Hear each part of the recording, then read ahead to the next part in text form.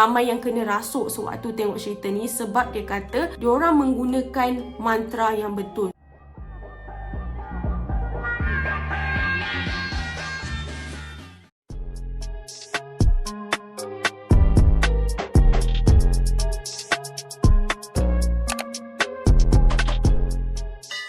Hi guys, Assalamualaikum, welcome back to my YouTube channel.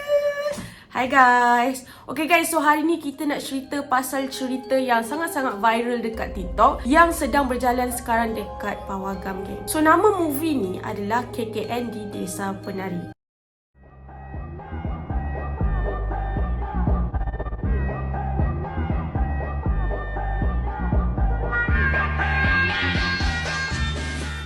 Korang tahu tak, sebenarnya cerita ini adalah based on true story. Berdasarkan kisah benar. Kisah ini pernah viral dekat Twitter. Ia pernah menjadi satu thread pada tahun 2019 yang dibawa oleh Simple Man. Originalnya, cerita ini dicerita oleh dua POV. Cerita itu telah dibuat menjadi satu filem ataupun movie dan dia sedang berjalan dekat Pawagam sekarang. Movie ini menjadi sangat-sangatlah viral. Katanya banyak benda-benda mistik yang terjadi kalau korang tengok cerita ni. Antaranya, ada sesetengah orang yang tengok cerita ni tak kuat semangat. Diorang telah dirasuk dalam Pawagam semasa tengok cerita ni geng. So, tanpa membuang masa, kita akan start pasal KKN di Desa Penari.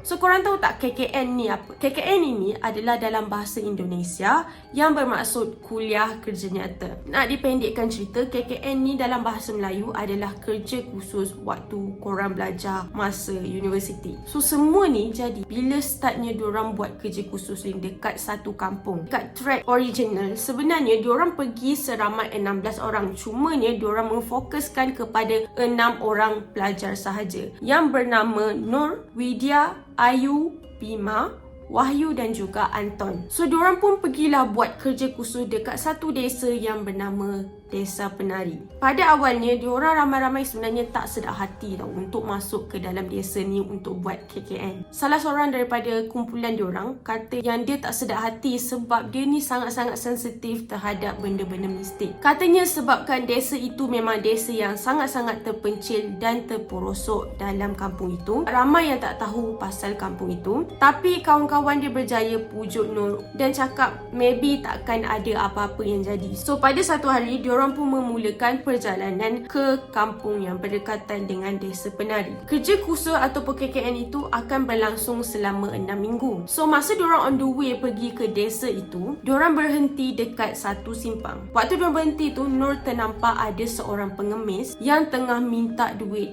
dekat tepi jalan. And atuk tu macam bagi hint, macam tak bagi diorang masuk ke desa itu. Tapi disebabkan diorang fikir yang tak ada tempat lagi yang lebih sesuai untuk diorang buat KKN, so diorang teruskan juga perjalanan diorang ke Desa Penari. Perjalanan ke kampung yang berdekatan dengan Desa Penari tu mengambil masa lebih daripada 4 jam. So diorang nak masuk je ke kampung tu pun dah start macam-macam yang terjadi dekat diorang geng. Disebabkan desa tu memang sangat-sangat dalam, so diorang sampai dekat kampung yang berdekatan, diorang perlu menaiki motor untuk sampai ke betul-betul Desa Penari tu geng. So salah seorang daripada kumpulan tu yang bernama Ayu, masa diorang on the way tu, dia kata dia ternampak seorang perempuan yang tengah menari dan memakai baju seolah-olah macam baju Minangkabau. Dia menari dekat atas batu geng. And sebenarnya perempuan tu tengah memandang Nur dengan pandangan yang sangat-sangat tajam. And then Nur pun rasa sangat-sangat pelik. Dia try untuk pusing balik. Lepas tu perempuan tu hilang macam tu je geng. So selama hampir 1 jam, akhirnya diorang tiba dekat destinasi desa itu. So sampainya diorang kat sana, diorang berjumpa dengan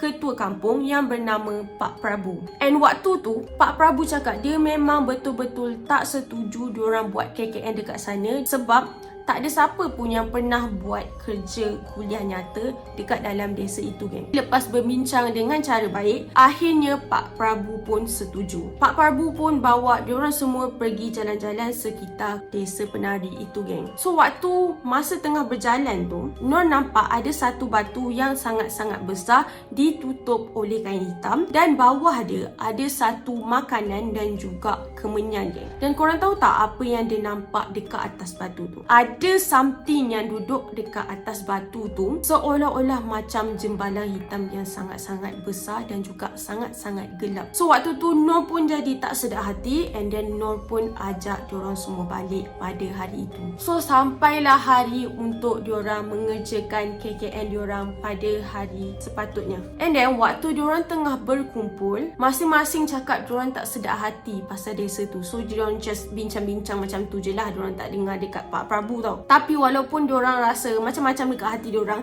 still kena berangkat untuk pergi ke desa tu, geng. And masuk on the way tu, kereta diorang stop dekat satu traffic light. Diorang terlanggar dengan satu pengemis tua, dan pengemis tua itu seakan-akan bagi hint and cakap jangan berangkat nak. Waktu ni Nur dah rasa tak sedap hati tau. And waktu ni lah dia dengar ada satu bunyi gamelan. Makin lama suara gamelan ni makin kuat, disertakan dengan bau yang sangat-sangat wangi, iaitu bau bunga melati. Tiba-tiba dia nampak ada seorang perempuan yang sedang menari mengikut bunyi gamelan tadi. And waktu tu memang sangat-sangat gelap, sebab waktu tu waktu malam. Walaupun gelap, Nur still nampak perempuan tu menari dekat tengah-tengah kampung. So Nur pun merasakan ada something yang akan terjadi, and then dia kata dia memang tak nak teruskan KKN tu dekat desa penari. Tapi apa boleh buat, diorang dah pun memulakan perjalanan, and then diorang akan teruskan perjalanan hingga sampai ke tempat yang diorang kena buat KKN tu. Akhirnya diorang tiba dekat destinasi. Waktu tu lah diorang start mula bincang-bincang, betul ke korang nak buat KKN dekat sini kan? Diorang still bincang-bincang lagi, tapi akhirnya diorang bersetuju juga untuk buat KKN dekat desa itu, kan. So sampainya kat sana, Nur ni dia nampak macam ada something, lembaga hitam yang bermata merah dekat kampung tu, kan. Lembaga hitam itu tengah intai diorang dekat sebalik pokok. Lepas tu tiba-tiba Widya pun tanya dekat diorang. Widya cakap, korang ada dengar tak bunyi gamelan masa on the way tadi? Ayu pun cakap berkemungkinan mungkin ada pesta dekat kampung ni. And sepanjang diorang borak tu, Nur pun diam je. And tiba-tiba Nur cakap, orang dulu-dulu cakap kalau ada bunyi gamelan itu bermaksud ada petanda buruk yang akan jadi dekat kita. So diorang pun hentikan perbualan dekat situ sebab masing-masing dah tak sedap hati, geng. And then diorang pun terus berehat, and pada malam itu diorang tidur dengan sangat-sangat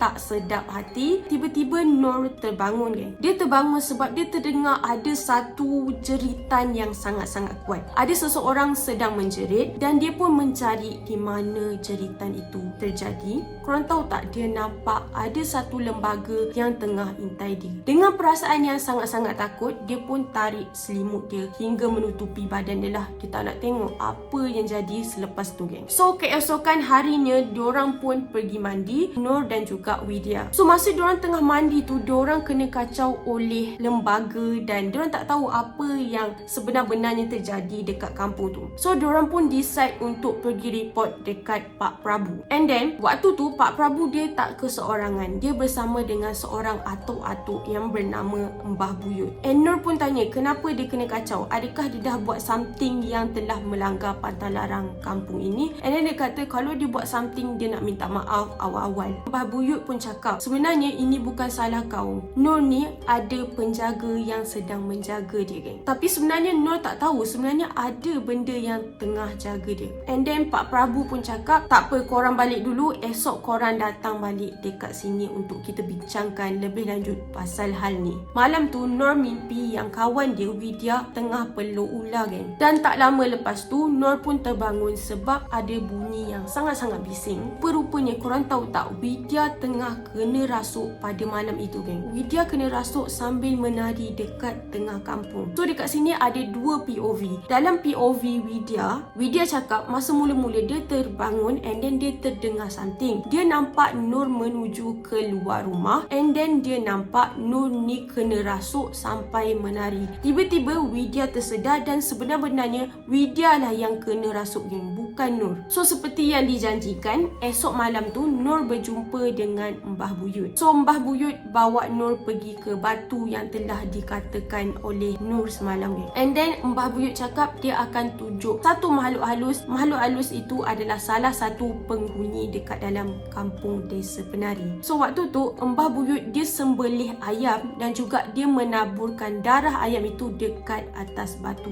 yang besar itu. So beberapa minit selepas itu muncullah satu lembaga hitam yang bermata merah. And then Mbah Buyut cakap yang Nur ni memang ada penjaga, geng. Mbah Buyut cakap makhluk hitam ini adalah salah satu daripada penghuni dekat kampung tu. Dan penjaga yang menjaga Nur, dia menjaga Nur daripada kena kacau oleh lembaga-lembaga penghuni dekat Desa Penari. So geng, nak dijadikan ceritanya macam-macam kejadian pelik dan juga mistik sepanjang diorang buat KKN dekat sana. Sepanjang diorang buat KKN, terkantoilah yang Bima ni dia suka dekat Widya. Dan untuk mendapatkan Widya, dia menggunakan cara halus. Kawan Bima cakap tiap malam Bima selalu membawa satu makanan dan juga buat kerja-kerja halus, geng. Tapi dalam masa yang sama, Ayu juga suka dekat Bima. And nak dijadikan ceritanya, Ayu dengan Bima dia buat something yang terlarang, yang melanggar pantang larang kampung tersebut. Korang tahu tak dia orang buat benda tu dekat mana? Dia orang buat dekat tempat yang paling terlarang dekat dalam kampung tu, geng. Dan tempat tu adalah tempat persembahan tarian yang akan dipersembahkan kepada jin. Katanya tarian itu adalah untuk menghalang jin daripada mengacau orang-orang kampung dekat situ, geng. Dan akhirnya diorang berdua disumpah disebabkan perbuatan mereka yang diorang buat benda tu.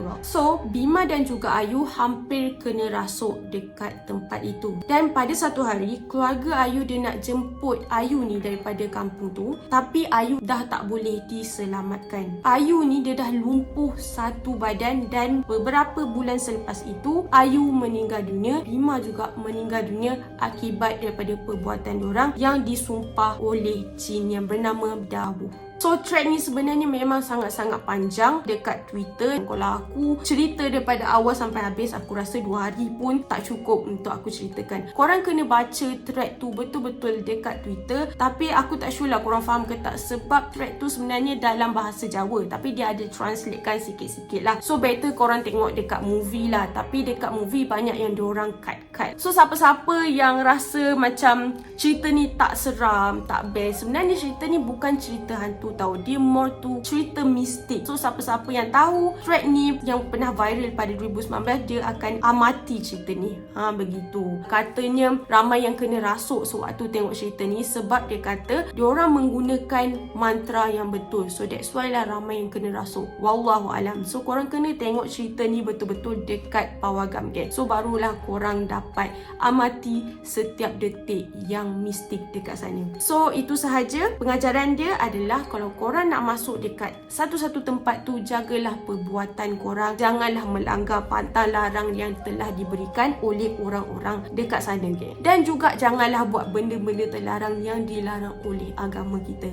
Okay guys, so aku rasa tu sahaja. Apa pendapat korang? Korang rasa cerita ni best ke tak? Dan korang pernah tak tengok thread ni dekat Twitter? Sila tinggalkan komen korang dekat bawah. Macam biasa, kalau korang suka video aku, jangan lupa tekan like dan juga jangan lupa tekan subscribe. Jaga diri and always stay safe. Bye!